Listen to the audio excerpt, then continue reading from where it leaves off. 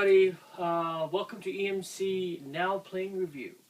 As you can see, we don't have Shay or Shane or Gabby or anyone from the EMC group. I asked Shay and Shane actually to watch this movie with me. They said no because it looks too scary.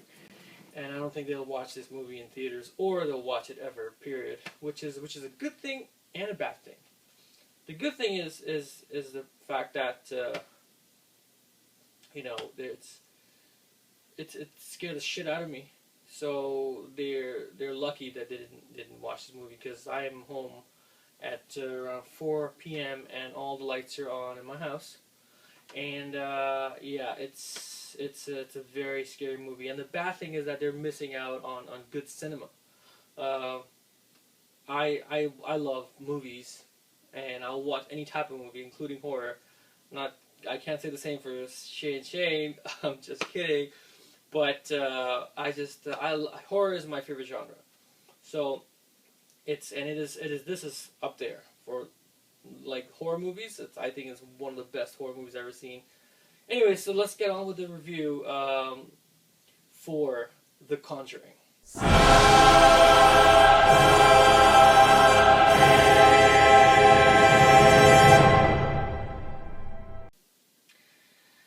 So yeah, we'll talk about the story, the plot line. It is a very simple story, which is like a family moves into a new house, and they have 5 daughters, and then some stuff started happening to them, and then they find out about this couple, another couple that actually they're demonologists, or they go and find demons, or they find these weirds happening in the United States. This is in the 1970s. So the most scariest part of the movie is based on a true story. It's based on real characters. What happened in 1971, and then they said this is one of the craziest things that happened to them, and they never wanted to talk about it until now, and then they wrote a book, and that's why the movie was made.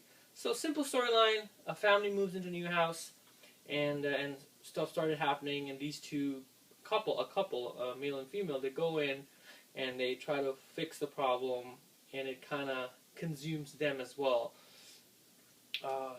Simple storyline, but the way it's presented, the way I don't even know how to explain. It's just the first 5 seconds. Right there, like, I'm getting goosebumps throughout the movie when I was watching in the theater, and I was like, oh my god. And there were times I was going like this. I was like, okay, should I really watch? I know something's up. And the best thing about the movie is it's not predictable at all. There are certain scenes and certain camera angles that the director would do, and you'd be like, oh, I know what's going to happen now. He's going to do this, and no, it's not there. Although that eerie feeling, and the music will come, and then you're like, oh, this is where something happens, but it won't happen. It'll happen when you least expect it. That's the best thing about it. Moving on from the story, it's a simple storyline, but it was just executed amazingly. Moving on to the acting. And it has a great cast, actually. Patrick Wilson as the main guy, who's one of the couples, and Vera Farmiga, she's both great actors. And then we have Ron Livingston from one of my favorite cult classics, The Office Space. I'm like, I know this guy.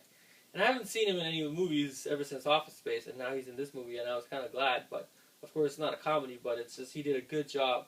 The rest of the cast, they did a really good job, in especially Vera. She was phenomenal in the movie, and then, there were parts where, although they're the ones who can, take down the demons and take down all these things, still, even when they're on the screen. Because when the movie starts, you see these other characters who they're so vulnerable towards, like, demons and spirits and whatever, this movie's about. And then you get scared. It's like, oh my god, something will happen to this person. But then we have Patrick and Vera. They come into the storyline a bit more, and then these are like the superheroes. They will protect them. So every time they're on the screen, I'm like, okay, you know what? Even if that thing comes and appears, they'll take care of it. But halfway through the movie, you're like, no, even they're not enough. something is bad happening. It's just the way it's just done. Moving on to the music for the movie. Actually, I'm not too sure who actually gave original music. It's Joseph Bishara. So he did a couple of horror movies. He did Dark Skies, Rebo in 2008, the Genetic Opera one.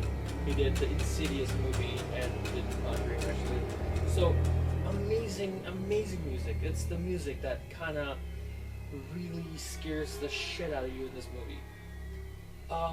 I can sense that he kind of did a little bit from. I don't know if you guys seen Drag Me to Hell. That kind of music is actually in this. I sensed it, and I loved it. And that's just an eerie sound and orchestra just rising up, and you're like, oh my god, something's about to happen. So music was excellent. I think music plays a huge part, even in like sound effects and stuff like that. There's a little bit of music playing in the background. So music was great. Going on towards direction of the movie. James Wan, amazing. I mean, he has made one of my favorite movies of all time, Saw. He made Saw 1, and I loved it. And he was the director for Insidious, and I've actually have it on Blu-ray. I haven't seen it yet, and I can't wait to watch it. I've heard so many good things about this. Probably going to review this on replay or replay section of it. So he directed this, and he directed, I believe, the first Paranormal Activity as well, which is I love the first one, not the next 60 of them that came out. But so out, and then I think he is among like Wes Craven and these legendary horror directors that there are in the industry, and I think he's among them now because he. And especially with this movie, he did an amazing job. The camera angles that he used, very iconic angles. The long corridor shots, and when the house is shown from the distance, it's like a panning going on, and it's just very eerie. And again, the scary moments that he used, it's very unpredictable, as I mentioned. It's all up to the director, James Wan.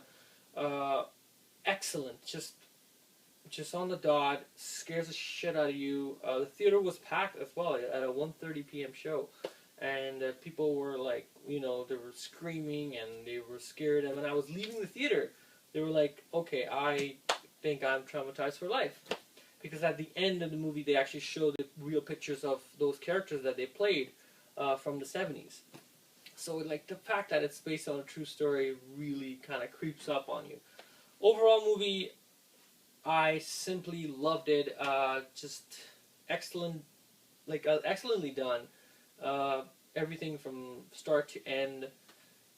It's just, I will give it a 9.5 out of 10. One of my favorites horror movies, and horror is my favorite genre to begin with. So I was just extremely happy that I watched this movie and experienced it in theaters. Of course, went to the Cineplex Galaxy theaters. Surround sound was amazing, and it kind of freaked me out as well. But I hope you guys enjoyed this review and watched the movie. I know it's scary. I know you won't sleep for days, and I'm not gonna sleep for days. The lights are gonna be on for the next 72 hours. But just watch it. It's a if you love horror movies, that you can't miss it. It'll scare the shit out of you. It's so scary, and there's nowadays horror movies are being made, and they're like some really stupid movies. There's a lot of gore in it, and slasher movies, and they don't really scare me because I love horror. So I watch all types of horror movies. I've seen almost every single horror movie, and I love even B horror movies. And so like when I watch a horror movie, I'm like, oh yeah, it's good. A little bit gore, a little bit here, and then a little bit of screams there, and then they don't scare me. But this movie actually did scare the shit out of me, and yes, if not for the faint of heart. So if you're really, like if you have some conditions and stuff, like don't watch it. Like you will be hospitalized. I'm just kidding. But thank you for watching EMC Now Playing Review for The Conjuring, and I'll see you next time.